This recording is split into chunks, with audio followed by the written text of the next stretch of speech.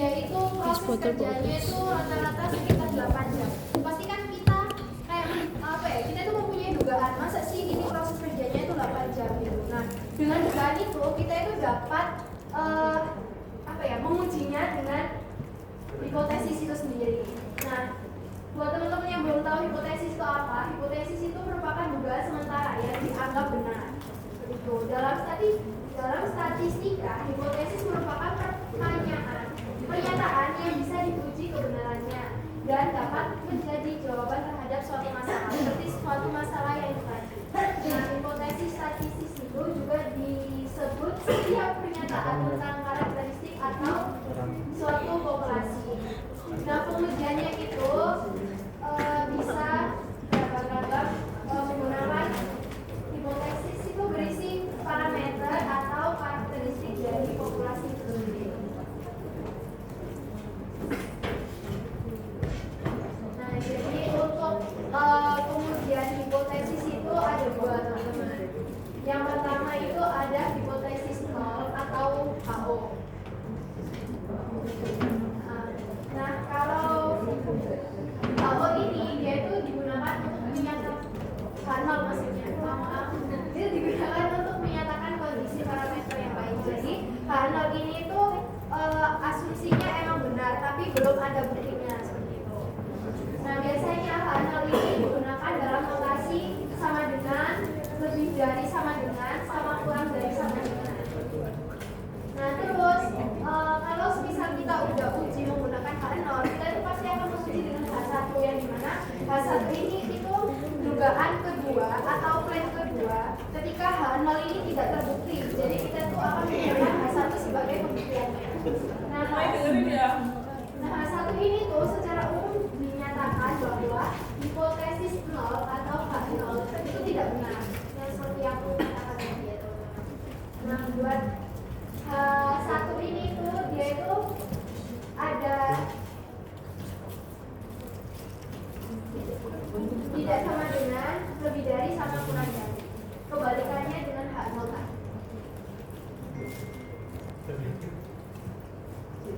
Oke, selanjutnya di sini ada prinsip penggunaan hipotesis. Kemudian hipotesis. Yang H0 dugaan awal yang diasumsikan benar sebelum ada bukti.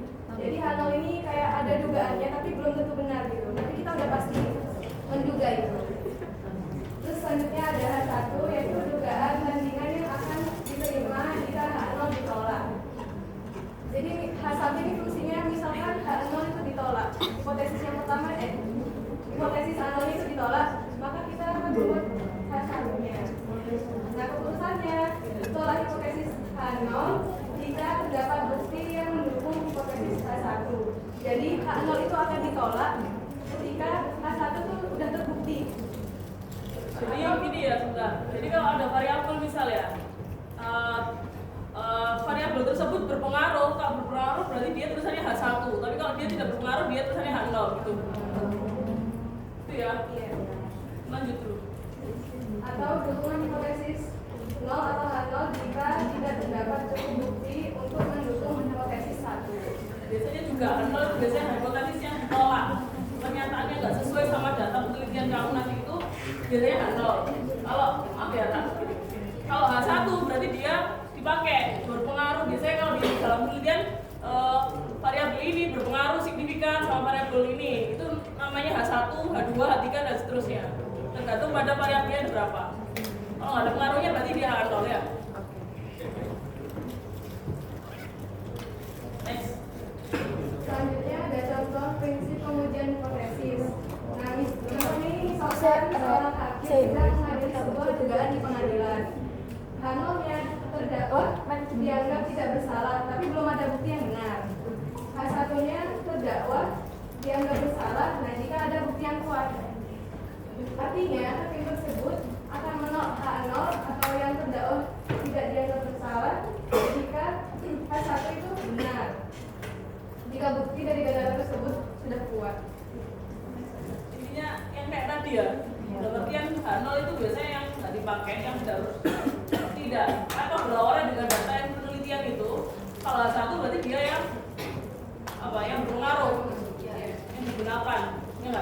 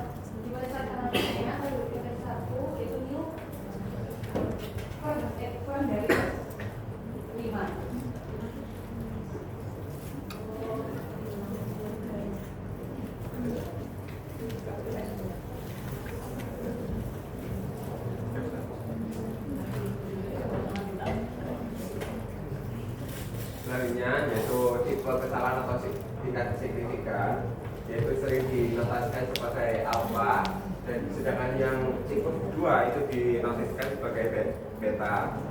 Jadi contohnya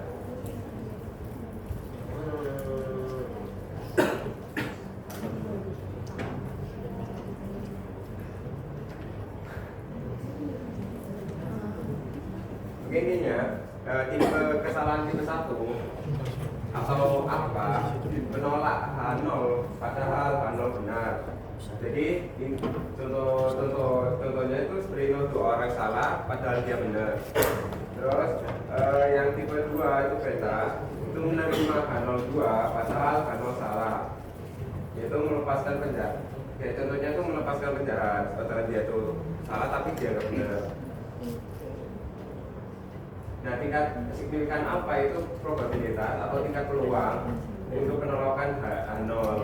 Ketika hipotesis tersebut benar, kesalahan tipe 1 biasanya bernilai 10%, 5%, atau 1%.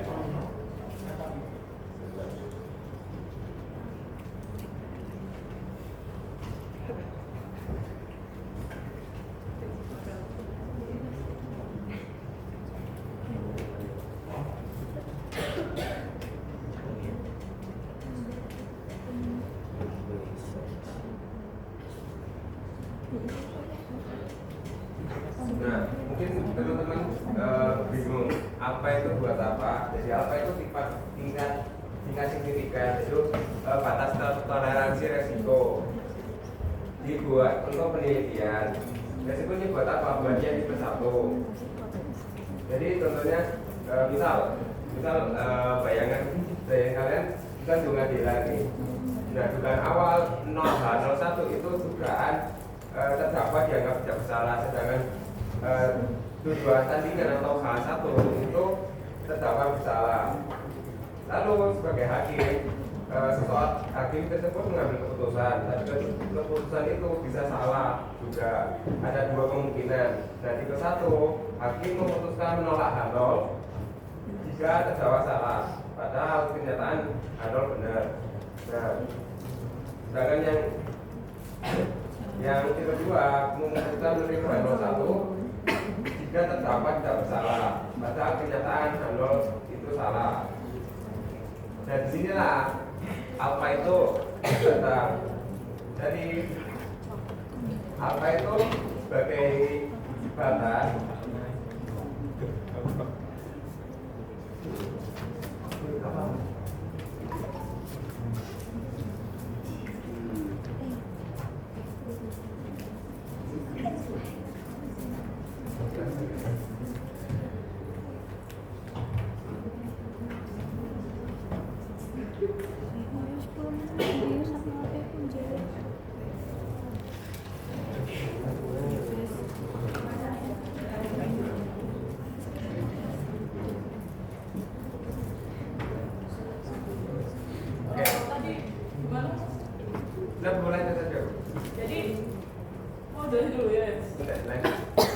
jadi kembali ke alfa, yaitu kesalahan tipe 1 ini lebih bisa dikendalikan karena nilainya itu cenderung kecil dibandingkan tingkat beta. Itu kadang sulit dikontrol secara langsung dan bergantung pada ukuran sampel atau kekuatan uji. Untuk kesalahan tipe 2 lebih serius, akibatnya lebih fatal, misalnya menerima produk gagal atau mengira strategi efektif pada kenyataannya tidak. Jadi ya, kalau kesalahan tipe 1 itu misal dia itu udah ada H0-nya, sebenarnya H0 itu sudah benar, tapi ditarik kesimpulan bahwa gini, contohnya menarik kesimpulan bahwa ada efek atau perbedaan signifikan, padahal yang terjadi adalah hanya kebetulan. Jadi misal dia kan H0 kan biasanya ditolak kan, ini berefek tidak berhubungan signifikan dengan ini, variabel A tidak berhubungan dengan variabel B, artinya kan ditolak. Tapi pada kenyataannya ternyata datanya itu nggak sepenuhnya seperti itu gitu loh, nggak sesuai. Mungkin masih mau nambahin.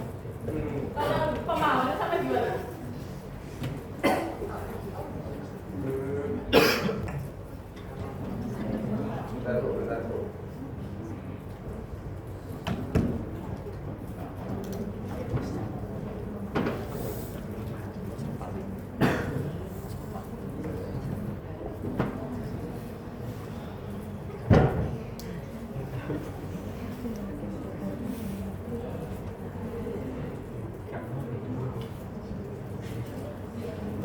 Jadi contohnya tuh kayak peluangnya kita atau peluangnya misal kita jadi hakim. Jadi alfa atau beta itu peluangnya kita. Misal peluang alfanya kita itu 5%, berarti hakim itu rela memenjarakan terdakwa itu 5/100. Maksudnya yang di teman-temanmu yang masih bingung itu tipe 1 sama tipe 2-nya itu perbedaannya apa ya? Ini yang lain gimana? Paham nggak yang tipe 1 tipe 2? Kan hipotesis ada tipe 1 sama tipe 1 sama kesalahan tipe 2. Itu bisa dipahamkan lagi ke teman-temannya.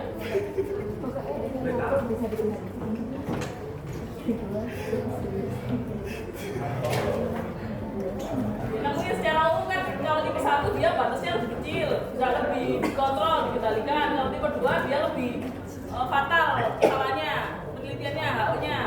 Tapi secara gamblang gimana? Ya. Tapi kalau misalkan kalau menurut saya tipe kesalahan tipe 1 itu misalkan itu kan masih alfa, jadi penelitian seorang peneliti misalkan mau melakukan hipotesis atau menduga kayak tadi contohnya IPK misalkan IPK anak PNS itu 2,0 misalkan. Tapi kan di situ masih tipe kesalahan 1. Itu tadi di mau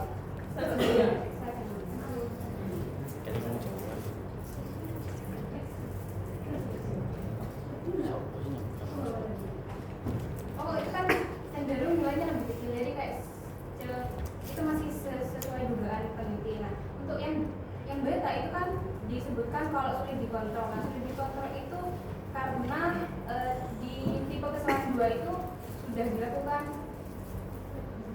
uji hipotesis yang 1, jadi yang alternatif dulu kayak menunjukkan. Jadi kirim masih bagus ini nggak bisa jadi langsung berkirim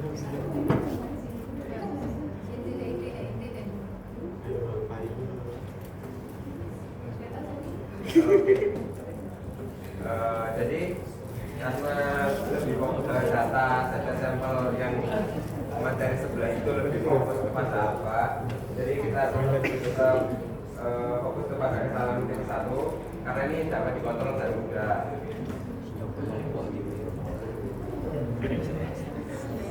Nah, kesimpulan singkat, lebih baik belum yakin padahal benar itu apa daripada yakin padahal salah itu beta. Jadi semakin banyak data itu bakalan jadi beta. Karena semakin banyak semakin yakin, tapi padahal itu salah.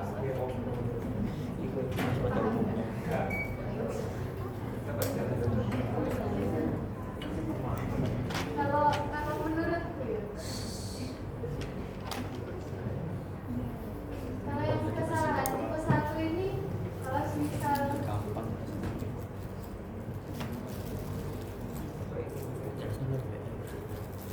jadi kalau misal kesalahan tipe 1 itu kan ketika kita itu menolak hak 0 padahal hak 0 itu benar. Jadi kalau misal kalian itu menuduh Bima mencuri, tapi padahal dia itu nggak mencuri, tapi kalian itu menghukum Bima gitu loh. Jadi kan kalian itu seolah-olah kan Bima itu mencuri padahal enggak. Jadi kalian itu masuk ke tipe 1 yang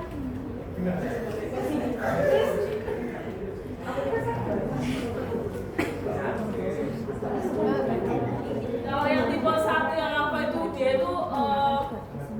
dia tuh sama jawaban benarnya itu belum yakin, dia ragu sama jawaban yang diberikan. Kalau yang B dia tuh nuduh temannya itu salah padahal dia nggak salah. Lebih baik kalian itu ragu dengan jawaban benar kalian daripada nuduh orang berbuat salah itu gitu.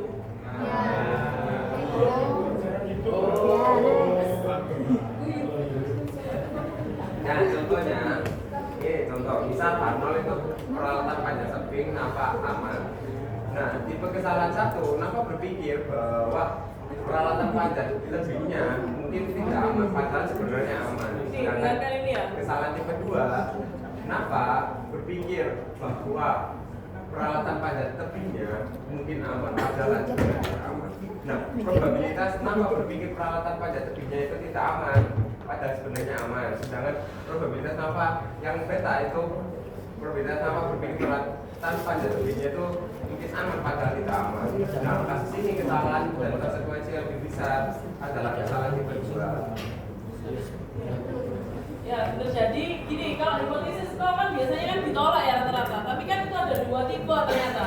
Tipe pertama dia itu sebenarnya itu masih ragu-ragu. Tapi ternyata sebenarnya benar. Tapi dia ragu-ragu sama jawabannya atau hubungan antar variabel. Tapi kalau tipe kedua, dia itu benar-benar merasa benar, tapi padahal sebenarnya salah. Jadi otomatis lebih fatal. Makanya kalau di tipe pertama kita kenal sama alfa ya. Nah, alfa itu ada batasannya 0,05. Koefisien batasan dia melakukan kesalahan di dalam proses pengolahan data di statistika nanti. Gimana? Udah mau tanya?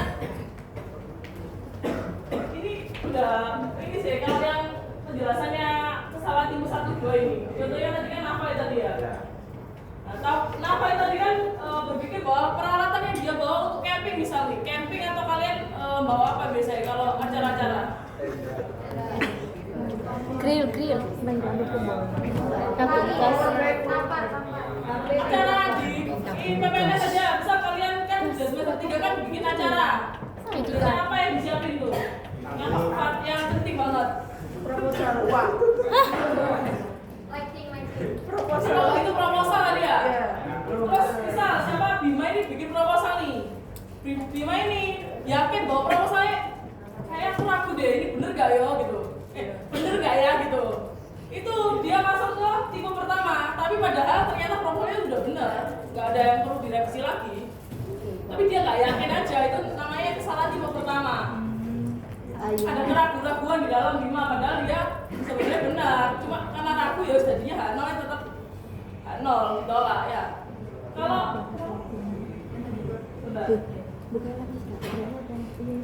asumsi kan, asumsi kan.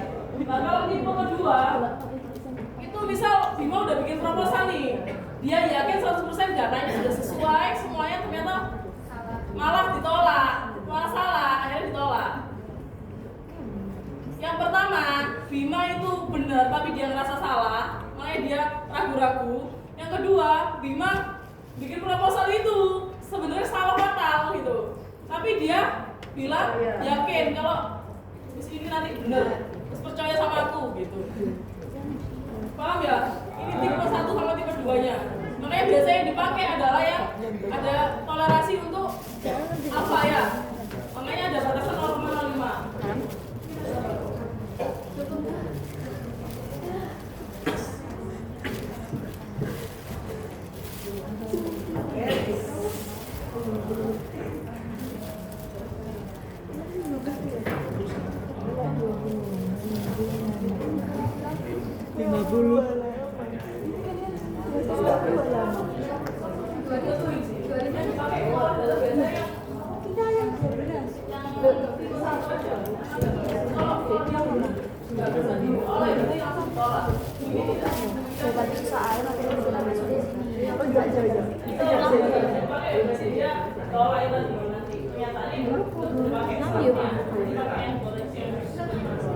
Tapi kalau yang kasusnya yang tipe 1, dia kan berarti masih ada kemungkinan dia benar gitu loh, masih bisa dibuktikan nanti loh, ada batas minimal 0,05. Ya.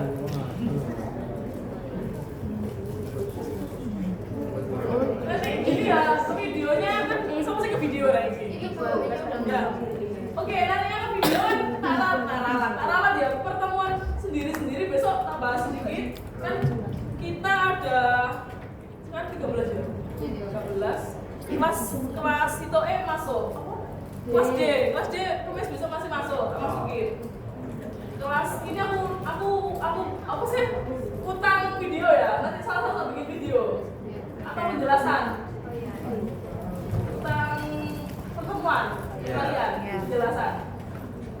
Berarti nanti ini tak benerin dulu mana yang salah. video kalian tadi ini sampai rekam. Nah, mana yang salah terus di pertemuan selanjutnya langsung tak bahas yang salahnya aja. Ya gitu ya. Soalnya kan kadang-kadang kan pemahaman kalian mungkin beda kan. Ternyata kan kayak tadi kan agak mungkin gimana teman-temannya sudah paham, tapi teman-temannya kayak seambiar masih bingung sama kata-katanya gitu loh. Nanti akan tak pertegas lagi gitu. Doain deh abis ini gak? Tadi dia diangkat aku ya. Soalnya harus ngatur jadwal sendiri ya. Satu file. Jadi kampusnya Berikutnya. sedangkan kan aku masih baru kan. Kalau kalian tak tinggal nggak pakai, kalau yang dari dosen lain sih bilangin kita di LMS saja. Anak-anak tadi kan udah gede, semester 3 kan udah bisa apa? Belajar. Tapi kan kadang-kadang kan statistika kan agak rumit ya kan. Matematika agak rumit. Iya Bu, mau tanya ini kan apa ada presentasi dari kelas D juga. Sedangkan yang Cukup ya? di apa DA 11 ini ada 50 halaman. Iya, iya yang ini. Iya, ini kan ada 50 halaman, makanya yang ini kan nggak tak suruh apa? Nggak pakai Nah ini nggak pakai aksesor ya? Oh ya. Ya, yang sampai ya pokoknya sedikit-sedikit aja. Nanti kalau yang sama handle H1 masih pembahasannya sama ya, berarti skip aja ya. ya. Video referensi juga, oke ya. Masuk pas C. Aku masih tentang video soalnya. Soalnya minggu ini aku udah masuk kemarin. Enggak, soalnya kan aku melihat temenmu pas jelas sama pemahaman mungkin kan agak temenmu juga bingung ya, jelasin ke teman-teman aja bingung lah. Iya. Cel. Kalau bisa zoom-nya mau nggak?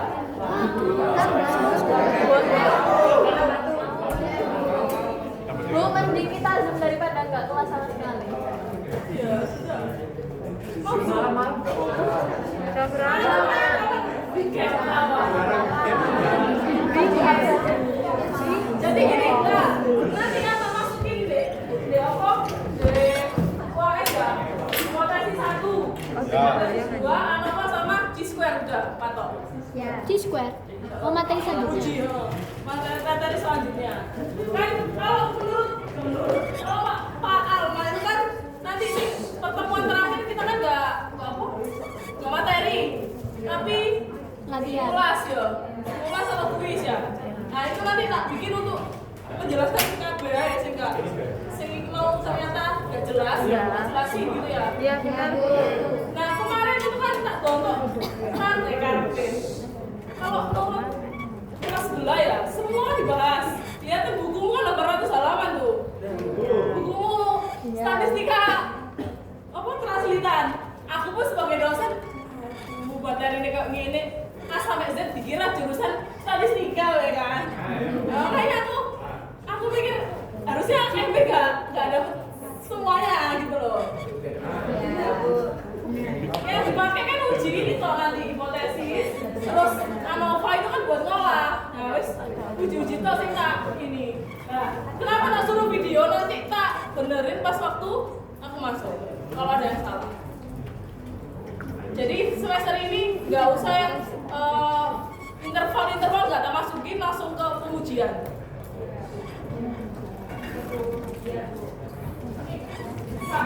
Satu kelompok ya. Nanti kalau aku ada sempat ada waktu ya, kalau emang nggak itu kalian bingung, aku buatin video ya, aku terangin ya. Iya. Terima kasih Bu. Mohon maaf banget, terus ini apa maju? Yang 5-nya mungkin pas kelas D nanti tetap utang untuk video ya, biar kelas mulai ya. Maksudnya adil ini disuruh maju, kelas kalian suruh maju. Terus yang maju, kalian mau kita apa? Itu kan tambah aja kan? Ya, makanan apa gitu?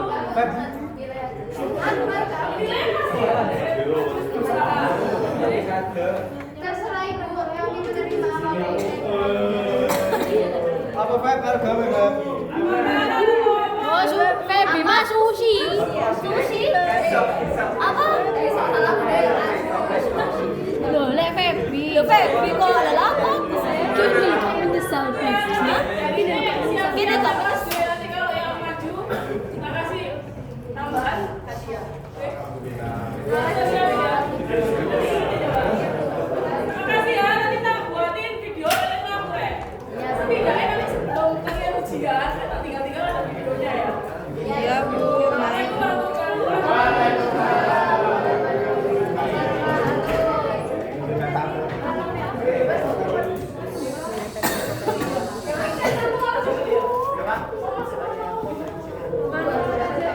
Minggu tenang ya, Sali.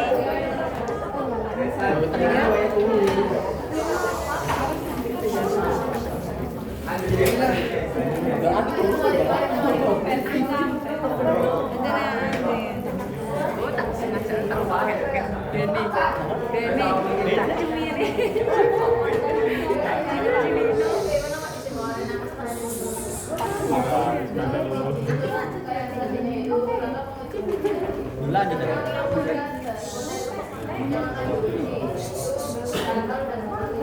Yang kedua yaitu yang ketiga yaitu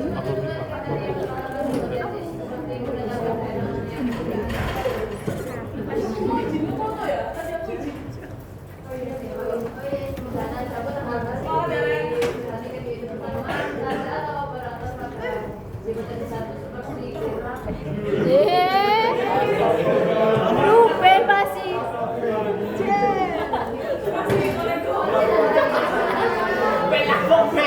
Ben, jangan kisi-kisi ini,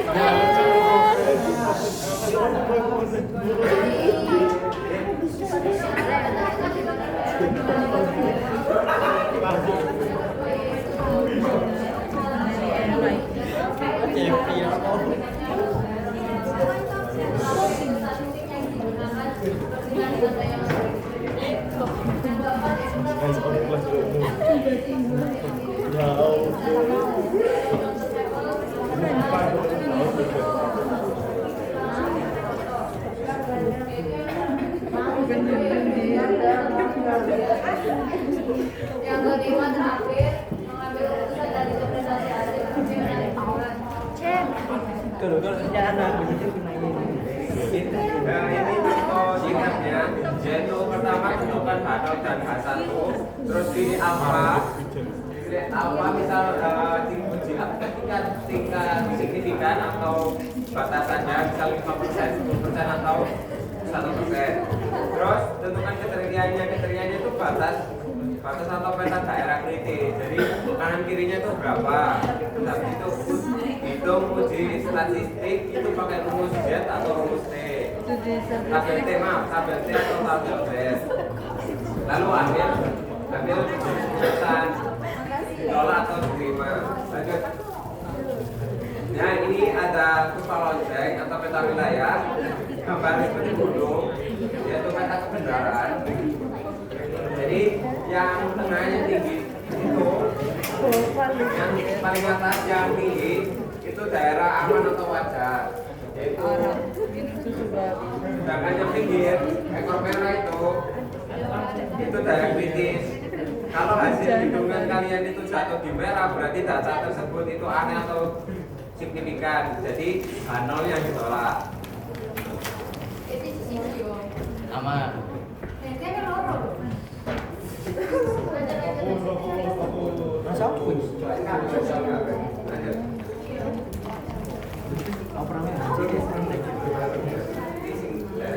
Nah, ada satu sisi, ada dua sisi, sedangkan yang H1 tandanya Iya. Aku juga bisa baca. sama dengan Lihat lagi. Itu loh, Rep. Bukan gini no, aku biru. oh ya.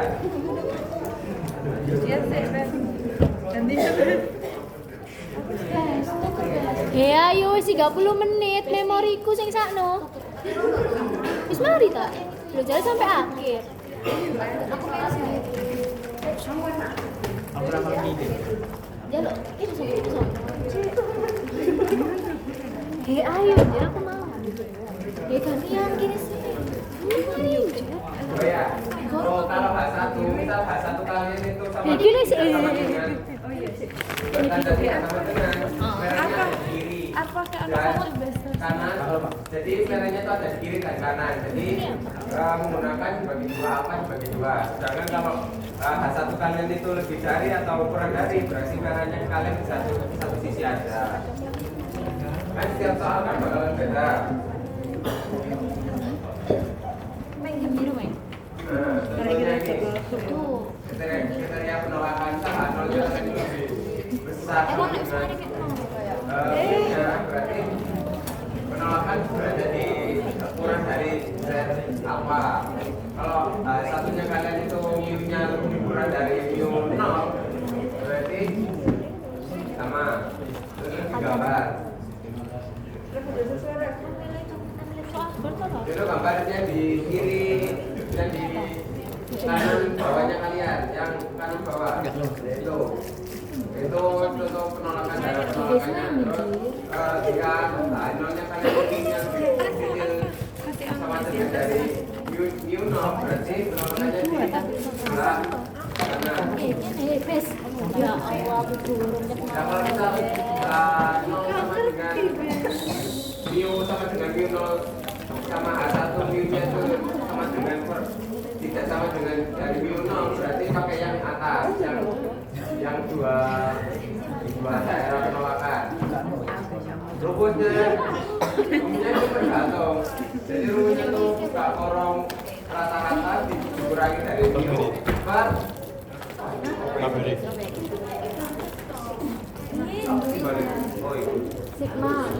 sigma ya, sigma per akar n. Next. Nah, contoh. Nah, contohnya.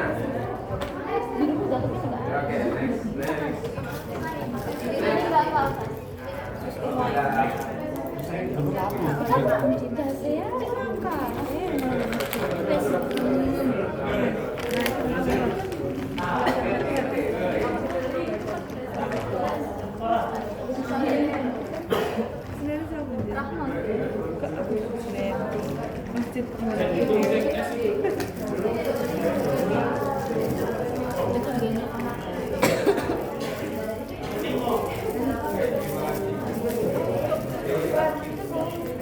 Oke teman-teman, jadi untuk contoh soalnya kalian pelajari seperti ya. Karena terbatasan waktu dan lanjut materi yang kedua, kurang lebihnya kita belajar bareng-bareng lagi. Oh, maaf kalau ada kata-kata yang masih susah untuk dijelaskan.